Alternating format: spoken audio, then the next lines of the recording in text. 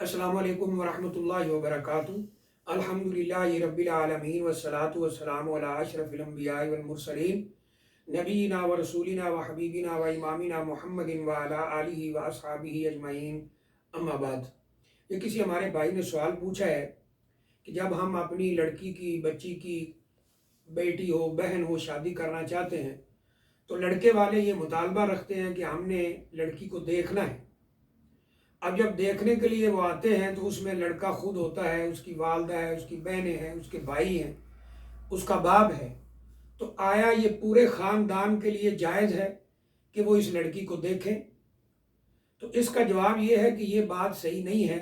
शरीयत कतन इसकी इजाज़त नहीं देती है। एक हदीस में इतना तो मिलता है कि नबी अकरम सल्लल्लाहु अलैहि वसल्लम ने उस सहाबी से जो शादी करना चाहता था ये पूछा था कि क्या तूने अपनी होने वाली बीवी को देखा है? तो उन्होंने अर्ज़ किया कि अल्लाह के रसूल सल्लल्लाहु अलैहि वसल्लम मैंने नहीं देखा है। तो आपने फरमाया तू उसको देख ले, ये तुम्हारे लिए ज़्यादा बेहतर है। तो इतनी सी गुंजाइश तो मौजूद है कि जो लड़का है, शादी करना चाहता है, मर्द है जिसने शादी करना है, वो अपनी होने वाली बीवी को देख सकता है। और देखने का तरीका वो भी इस्लामी शरी हुदूद के अंदर रहकर होना चाहिए, इस्लामी तरीका होना चाहिए। मिसाल के तौर पर लड़का कहीं बैठा है, लड़के की वालदा साथ बैठ जाए, बहन साथ बैठ जाए, मसलन अगर वो भी देखना चाहते हैं तो लड़की जो है वो कोई चाय वगैरह जो भी है लेकर आए और उनके सामने रख के वापस चली जाए, अदब के साथ, हया के साथ और पूरे यानी एहतमाम के साथ कि चेहरे के अलावा कोई और यानी ऐसा लिबास वगैरह ना पहना हो जो जिसकी शरीयत इजाज़त नहीं देती, और इस तरह बाल वगैरह ढांके हों, दुपट्टा लिया हो, तो इसकी गुंजाइश इतनी तो मौजूद है। लेकिन अगर वहाँ लड़के का बाप बैठा है, लड़के का भाई है, या इस तरह कोई और मर्द हजरात मौजूद है जो इस लड़की के महरम नहीं है, तो उनके लिए इस लड़की को देखना कतन जायज़ नहीं है।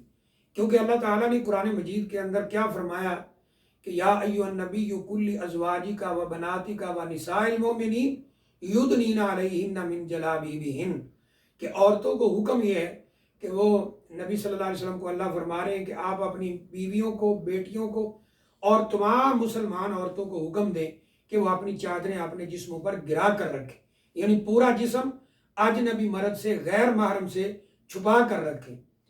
तो जिसने शादी करना है उसको भी शरीयत सिर्फ अच्छे तरीके से, मारूफ तरीके से देखने की इजाज़त देती है, लेकिन उसका भाई, उसका बाप, चचा या ताया या दादा या दूसरे जो अजीज़ हैं वो कतन इस लड़की को नहीं देख सकते।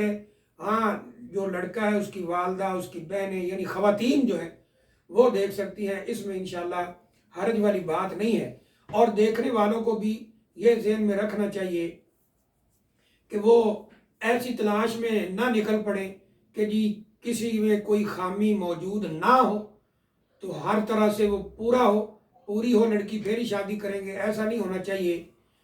नबी अकरम सल्लल्लाहु अलैहि वसल्लम ने लड़की के अंदर दीनदारी को बुनियाद बनाकर फरमाया है, दीनदार औरत से शादी कर लो। अगर दीनदार औरत से शादी होती इंशाल्लाह अल्लाह कामयाबी अता फरमाता है।